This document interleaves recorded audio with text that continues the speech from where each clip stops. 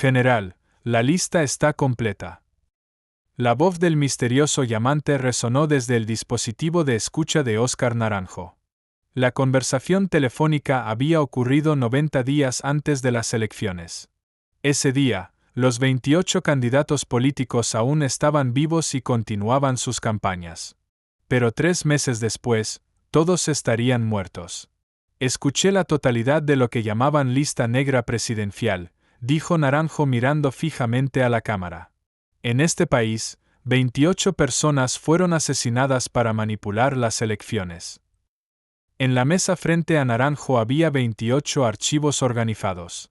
Cada archivo representaba una vida, cada vida representaba un candidato esperanzador. Pero todos tenían un punto en común: habían sido sistemáticamente eliminados antes de las elecciones. Esta historia comenzó hace 6 meses, dijo Naranjo respirando profundamente. Con una conversación secreta filtrada desde un teléfono. La primera pista: conversación secreta. Todo comenzó 6 meses atrás, cuando Carlos Méndez, especialista en telecomunicaciones y una de las fuentes confiables de Naranjo, descubrió tráfico de señales anormal. Méndez había notado un extraño aumento en las comunicaciones encriptadas provenientes de edificios gubernamentales. Cuando Carlos me llamó, había preocupación en su voz, recordó Naranjo.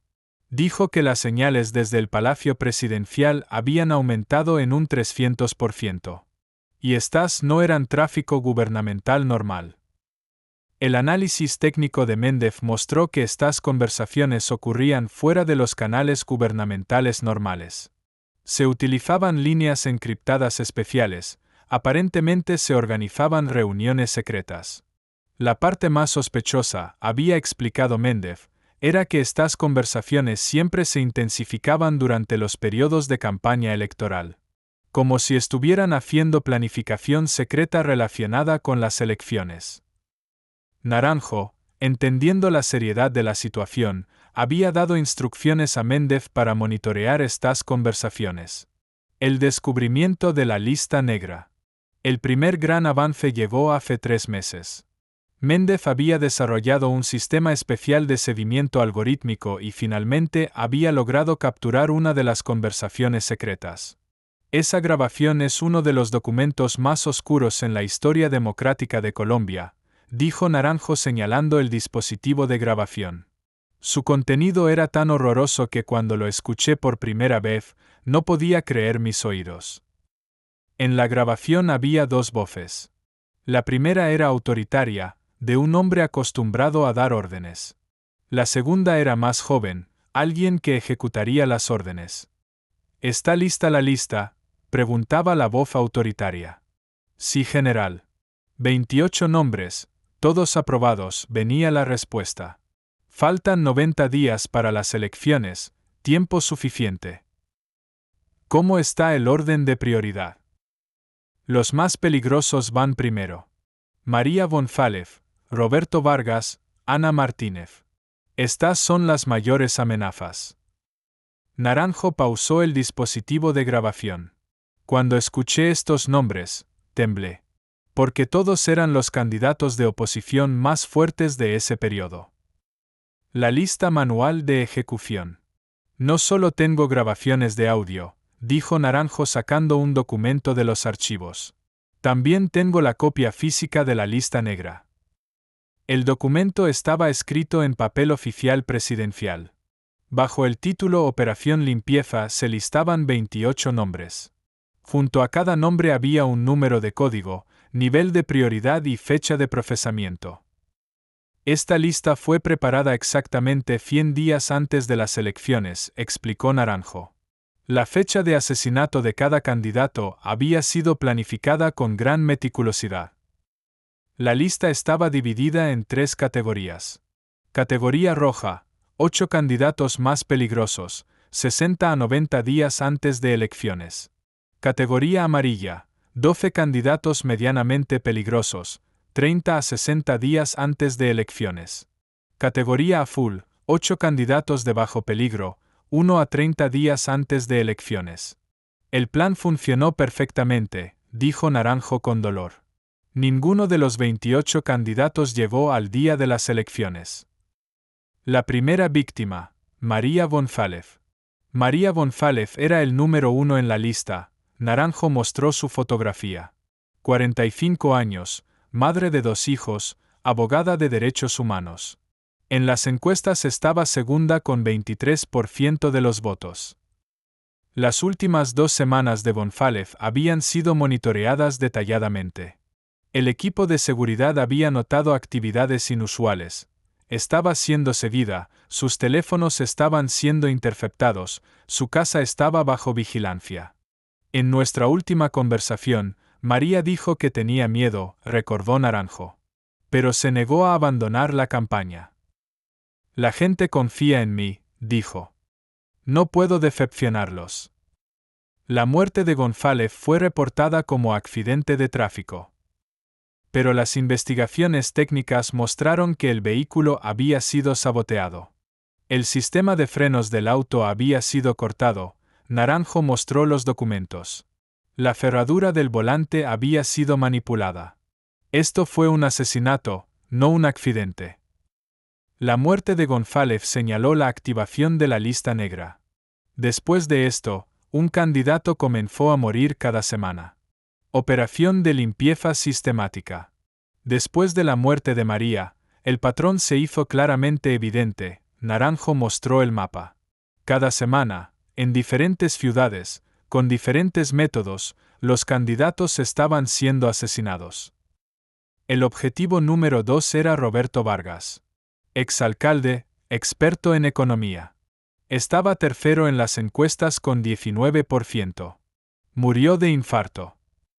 Pero la autopsia encontró rastros de sustancias narcóticas. El objetivo número 3 era Ana Martínez. Abogada ambiental, líder del Movimiento Verde. Se dijo que se suicidó. Pero el análisis de escritura de la nota de suicidio resultó falso. Cada muerte se atribuía a una causa diferente, explicó Naranjo. Accidente, enfermedad, suicidio, asalto. Pero todos tenían un punto en común, el timing perfecto. Los candidatos generalmente eran asesinados durante periodos críticos de campaña. Antes de grandes mítines, antes de anuncios importantes, antes de apariciones mediáticas. Centro de operaciones, Palacio Presidencial. Mi descubrimiento más shocking, Naranjo miró profundamente, fue que la operación estaba siendo dirigida directamente desde el Palacio Presidencial.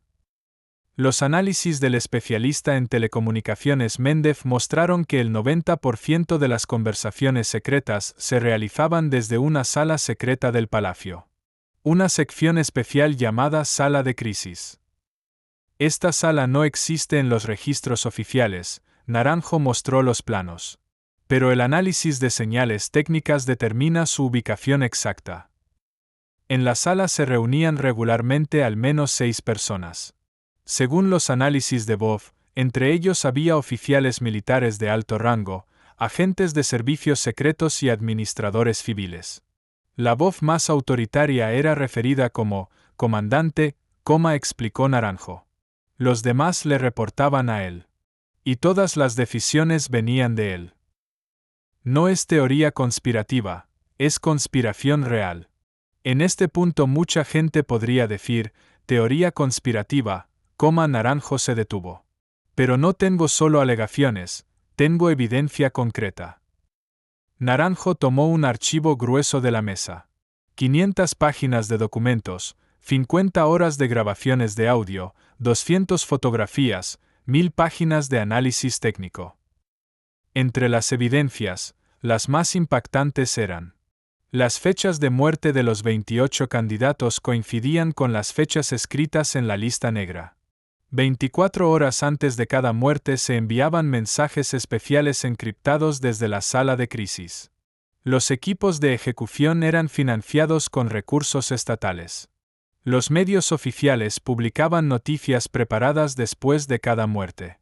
Este nivel de coordinación, enfatizó Naranjo, solo es posible con poder estatal. Silenciamiento de testigos. La lista negra no solo incluía candidatos. Naranjo sacó otro documento. Había una segunda lista llamada Lista B. En la lista B había 45 nombres: periodistas, activistas, testigos, investigadores. Estas eran personas que podrían descubrir o exponer la lista negra. 12 personas de la lista B también fueron asesinadas, Naranjo informó con dolor. Todas por causas accidentales. La más trágica fue la doctora Patricia Santos, quien descubrió las listas por primera vez. Patóloga que trabajaba en un hospital estatal, había notado el patrón en los certificados de muerte anormales. Cuando Patricia me llamó estaba muy emocionada, recordó Naranjo. Dijo que había descubierto algo. Organizamos una reunión pero Santos murió por fuga de gas en su casa 2 horas antes de la reunión. En las notas encontradas en su casa había detallado las anomalías en los certificados de muerte de los 28 candidatos. Manipulación de los votantes. El objetivo de la operación no era solo eliminar a la oposición, explicó Naranjo. También era afectar psicológicamente a los votantes. Después de cada muerte se lanzaba una campaña mediática sistemática. Recordar a los muertos como buenas personas pero lamentablemente perdidas, creaba la percepción de que la oposición no puede ganar entre la gente. Los análisis de redes sociales muestran que Naranjo mostró gráficos. Después de cada muerte, la intención de votar por la oposición disminuía 2 a 3%. El efecto total de las 28 muertes fue una reducción del 40% en los votos de oposición. Los candidatos restantes trataban de continuar sus campañas con miedo. Entre la gente se estableció el pensamiento de que ser oposición es mortal, señaló Naranjo.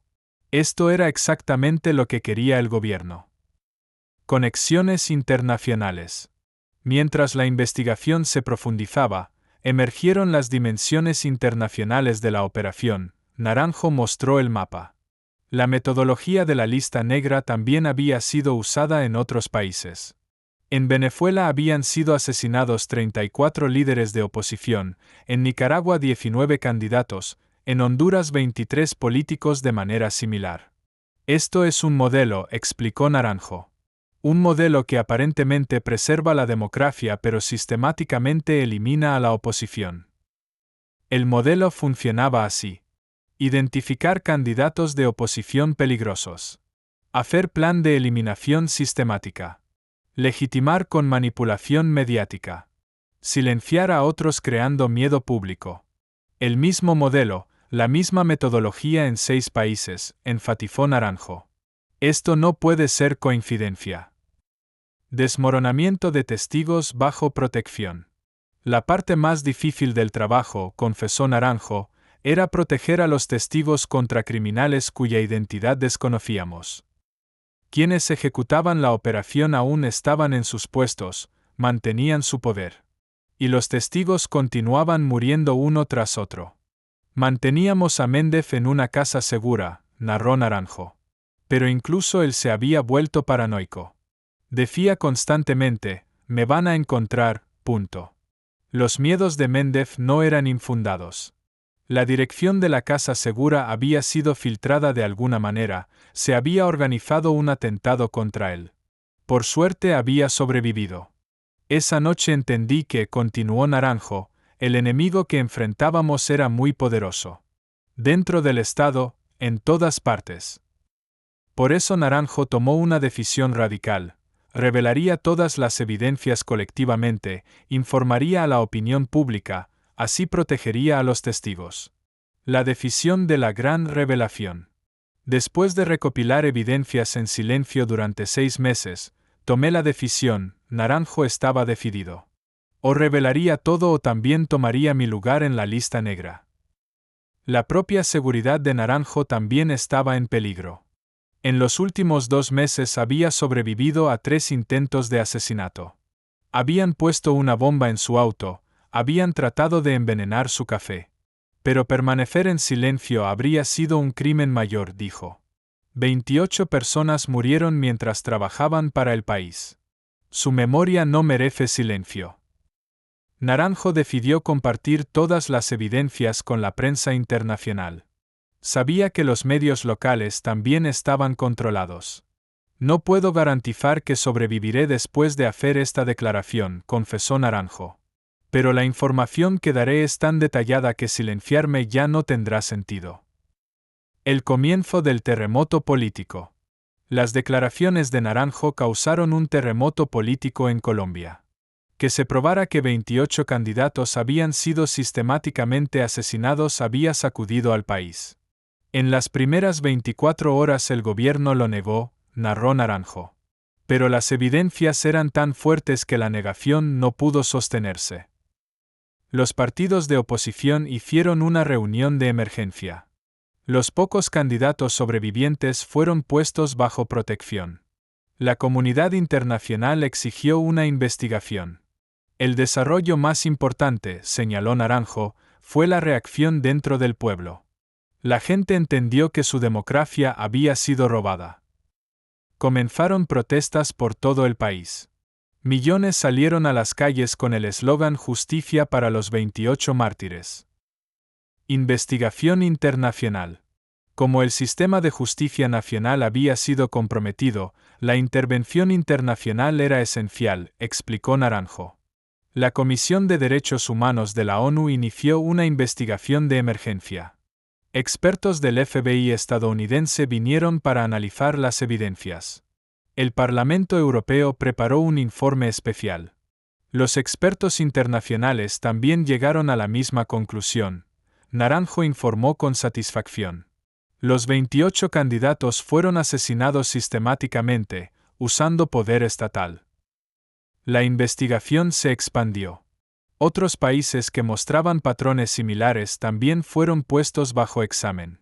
Destrucción de la red responsable. Las evidencias eran tan fuertes que quienes ejecutaron la operación no pudieron ocultarse, explicó Naranjo. El primero en ser arrestado fue el general Alberto Mendoza, coordinador de la sala de crisis. La coincidencia en el análisis de Boff era del 99,7%. Cuando Mendoza confesó, toda la red comenzó a desmoronarse, narró Naranjo. 42 personas fueron arrestadas, 15 de ellas funcionarios estatales de alto nivel. Entre los arrestados había subsecretarios ministeriales, jefes de servicios secretos, comandantes militares. La operación Lista Negra realmente había sido dirigida desde el más alto nivel. La confesión más shocking, Naranjo se detuvo, fue que la operación había sido planeada no solo para esta elección, sino para los próximos 20 años. Reconstrucción del sistema democrático. El escándalo de la Lista Negra causó el renacimiento de la democracia colombiana, evaluó Naranjo. Se hicieron nuevas disposiciones constitucionales. Se estableció un sistema de protección especial para candidatos políticos. La seguridad electoral fue puesta bajo observación internacional. El cambio más importante, enfatizó Naranjo, fue que la violencia política fuera incluida en la categoría de crímenes contra la humanidad. Ahora asesinar a rivales políticos requería castigos equivalentes a crímenes de guerra. Las cortes internacionales fueron autorizadas. Conmemoración de los 28 mártires. Este país debe una gran deuda a sus 28 mártires, Naranjo habló emocionalmente. Se erigieron monumentos para cada candidato asesinado. Parque de la Democracia María González, Centro de Derechos Humanos Roberto Vargas, Instituto Ambiental Ana Martínez. Sus ideas no pueden ser asesinadas, señaló Naranjo. Cada monumento es la renovación de nuestra fe en la democracia. Se estableció un fondo especial para las familias de los 28 mártires. Sus hijos recibieron becas estatales. Sus cónyuges viudos fueron puestos bajo protección especial. Incluso en sus muertes ganaron, dijo Naranjo con orgullo. La democracia se fortaleció y resucitó. Expansión internacional de la investigación. Lo que no se sabía inicialmente era que el caso de Colombia era parte de una operación mucho más grande. Durante las investigaciones posteriores, emergieron conexiones que nadie había anticipado. Cuando analizamos las comunicaciones encriptadas más profundamente, reveló Naranjo en una conferencia posterior, encontramos evidencia de que la metodología de lista negra se había exportado a 12 países más. Los documentos mostraban que existía lo que llamaban Consejo de Estabilidad Regional, una organización sombra que coordinaba la eliminación de opositores políticos a nivel continental. No era solo Colombia, continuó Naranjo. Era un plan para controlar las democracias de toda América Latina mediante el asesinato sistemático de líderes opositores. El Manual de Eliminación Política. Durante los allanamientos se encontró lo que los investigadores llamaron Manual de Estabilidad Política, un documento de 300 páginas que detallaba métodos para eliminar oposición política manteniendo apariencias democráticas. El manual era increíblemente detallado, explicó Naranjo. Incluía métodos de asesinato que parecían accidentes, formas de manipular autopsias, técnicas de control mediático y estrategias de intimidación psicológica. El manual había sido distribuido a coordinadores en Venezuela, Nicaragua, Honduras, Ecuador y Bolivia. Cada país había adaptado las técnicas a su contexto local. Era como un McDonald's del asesinato político, describió Naranjo con disgusto. Franquiciado y estandarizado para exportación. La red de entrenamiento. Las investigaciones revelaron la existencia de campos de entrenamiento secretos donde se enseñaba a ejecutores cómo realizar asesinatos políticos sin dejar rastro. Encontramos 3 instalaciones, reveló Naranjo. Una en Panamá, una en Costa Rica, y sorprendentemente, una en territorio colombiano que habíamos pasado por alto. Estos campos entrenaban no solo sicarios, sino también especialistas en manipulación de evidencias, expertos en control mediático y coordinadores logísticos. Era una universidad del crimen político, explicó Naranjo. Con profesores, currículum y hasta ceremonias de graduación. El impacto en familias y sobrevivientes. Uno de los aspectos más dolorosos fue el impacto en las familias de los 28 candidatos asesinados. Muchas habían vivido años creyendo que sus seres queridos habían muerto por causas accidentales. Mi esposo murió luchando por sus ideales, declaró Carmen González, viuda de la candidata María González. Pero durante 2 años creí que había sido solo un accidente de tráfico. Saber la verdad duele, pero también trae paz. Las familias formaron una asociación llamada Memorias Democráticas, que se dedicó a preservar el legado de los candidatos asesinados y a prevenir futuras violencias políticas. Nuestros seres queridos no murieron en vano, declaró Roberto Vargas Jr., hijo del candidato asesinado. Su sacrificio despertó la conciencia democrática del país. Lección: Democracia vigilante. El caso de la lista negra nos enseñó una lección muy importante. Naranjo llevó a sus palabras finales. La democracia no se protege por sí sola. Requiere estar constantemente vigilante, constantemente controlando, constantemente preguntando. Naranjo se dirigió directamente al pueblo. Antes de cada elección, cuestionen la seguridad de sus candidatos. Con cada muerte, pregúntense, ¿realmente es coincidencia? Porque vimos que, continuó, el poder con miedo puede hacer cualquier cosa. Pero el verdadero poder está en el coraje de decir la verdad. Epílogo. La verdadera victoria. Hoy en Colombia se celebra el 28 de noviembre, Día de la Democracia. El día en que se expuso la lista negra fue declarado fiesta nacional. Ese día entendimos que, Naranjo habló por última vez, el coraje de una persona puede cambiar todo el sistema. Por nuestros 28 mártires, por el país que soñaron, por las futuras generaciones, dijimos la verdad. Y la verdad siempre gana. Toma tiempo, exige precio, pero al final siempre gana. Naranjo miró a la cámara por última vez. Si tú también ves la verdad, tienes el coraje de decirla. El protocolo de eliminación perfecta. Las investigaciones revelaron que cada asesinato seguía lo que internamente llamaban protocolo de eliminación perfecta, un sistema de 12 pasos diseñado para hacer que los asesinatos políticos parecieran completamente naturales. Cuando decodificamos los documentos técnicos, explicó Naranjo, encontramos que cada muerte había sido planificada con precisión científica.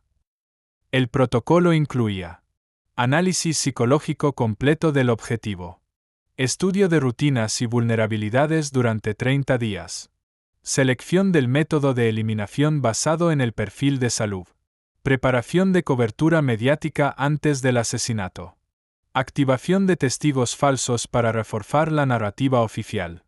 No era solo matar, continuó Naranjo. Era crear una realidad alternativa completa donde el asesinato nunca había ocurrido. La doctora que descubrió el patrón.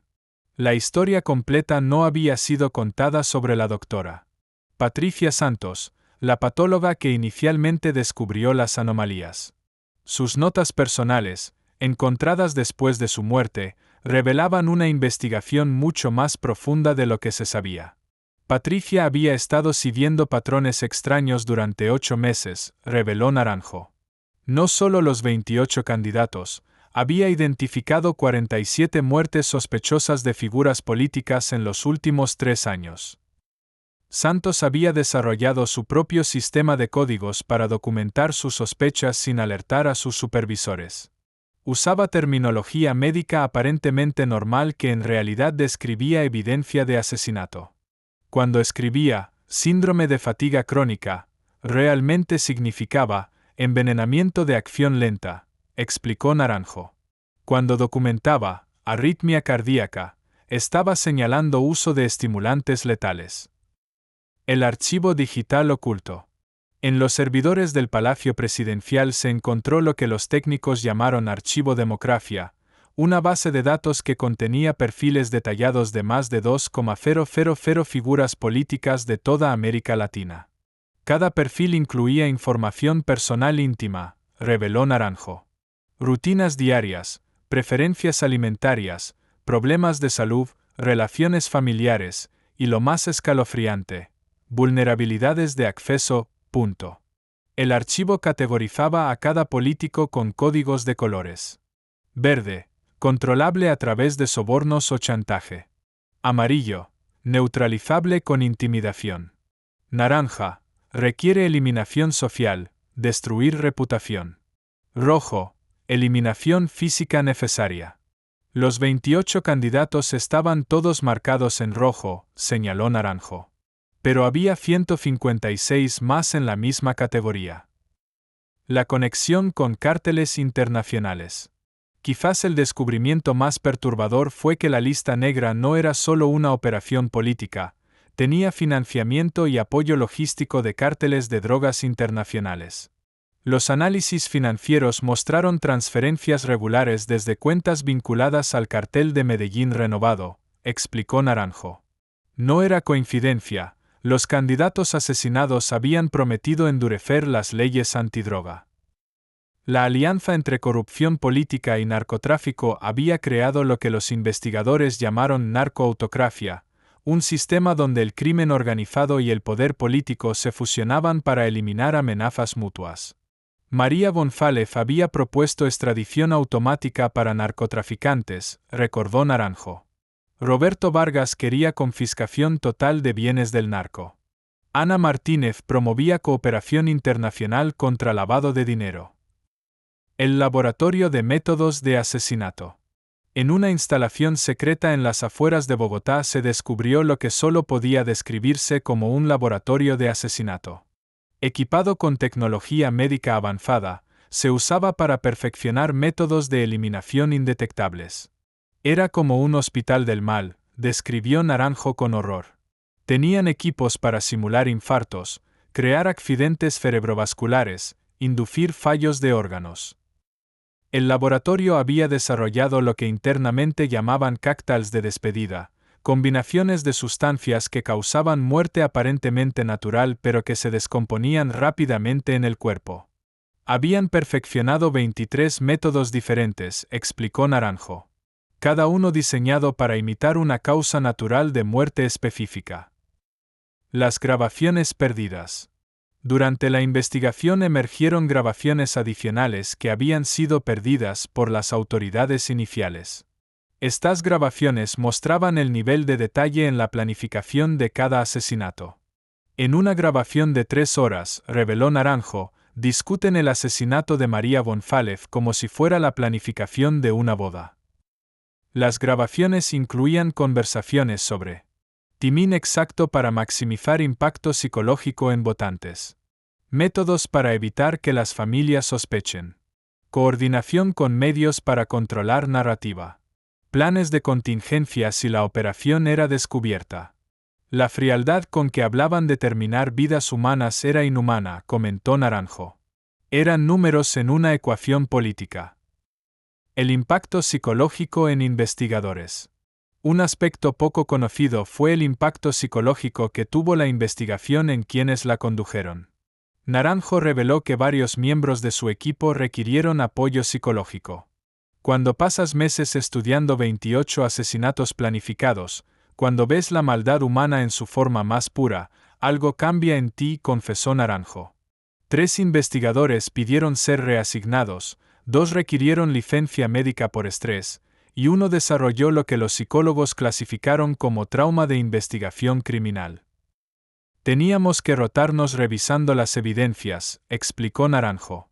Ninguna persona podía exponerse a tanta maldad documentada por periodos prolongados. La red de esposas e hijos. Una de las tácticas más crueles descubiertas fue cómo se usaba información sobre familias de los candidatos no solo para planificar asesinatos, sino para torturar psicológicamente a los objetivos antes de matarlos. Encontramos documentos que detallaban las rutinas de los hijos de los candidatos, reveló Naranjo con disgusto. Sabían qué escuelas frecuentaban, qué rutas tomaban, quiénes eran sus amigos. Esta información se usaba para enviar amenazas veladas que aumentaran el estrés psicológico de los candidatos, haciéndolos más vulnerables y menos efectivos en sus campañas. Le dijeron a Roberto Vargas que sabían que su hija de 12 años tomaba clases de piano los martes, narró Naranjo. No era coincidencia, era terror psicológico. Lección final. El precio de la libertad. Al final de esta investigación, reflexionó Naranjo, aprendimos que la libertad democrática es increíblemente frágil. Puede ser destruida no por invasiones extranjeras o revoluciones violentas, sino por la eliminación sistemática y silenciosa de quienes la defienden. Los 28 candidatos asesinados representaban más que individuos, representaban la esperanza de millones de colombianos de vivir en una democracia real. Su sacrificio nos enseñó que cada voto es sagrado, cada candidato es valioso, y cada amenaza a la democracia debe ser tomada en serio, sin importar cuán imposible parezca. El monumento viviente. 5 años después de la exposición de la lista negra, Colombia había cambiado fundamentalmente. El país no solo había honrado a los 28 mártires con monumentos físicos, sino que había creado lo que Naranjo llamó un monumento viviente, instituciones y leyes que garantizaban que tal atrocidad nunca volviera a ocurrir. Cada elección ahora tiene supervisión internacional obligatoria, explicó Naranjo. Cada candidato tiene derecho a protección estatal.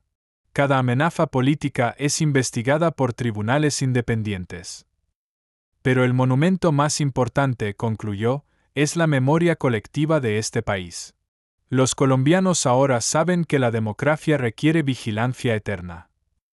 Palabras finales. La promesa eterna. Cuando miro las fotografías de esos 28 candidatos, dijo Naranjo en su reflexión final, veo no solo a víctimas, sino a héroes que murieron defendiendo algo más grande que ellos mismos.